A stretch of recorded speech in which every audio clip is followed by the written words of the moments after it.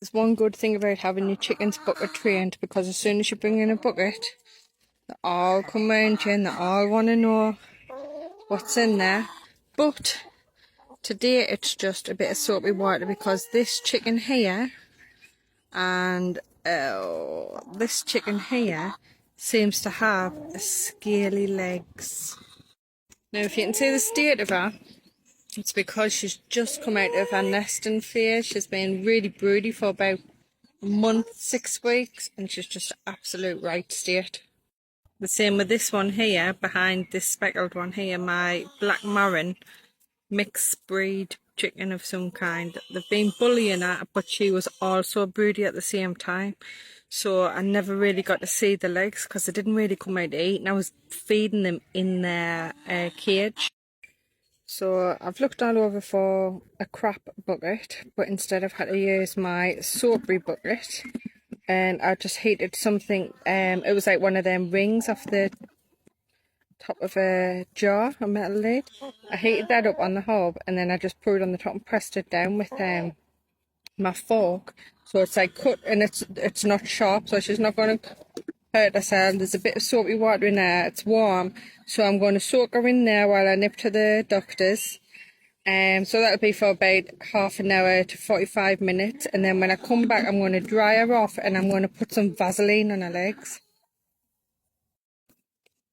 So here they are here. As you can see, it looks quite messy. Oops. They look quite bad, but this is not the worst I've seen. I haven't actually had it with my own flock before. I've took some chickens in and had this, but it was so much worse, and I didn't even know what it was at the time. So thankfully, due to that experience, I know what this is. And that's her in there for 45 minutes until I get back from the doctor. She has had her head through. I think she's wondering what the hell's going on with all these bubbles in here. It's very, very small amount of fairy washing up liquid in there, so I'm not too concerned. I think she's actually picking off the coconut oil chunks that's still in there.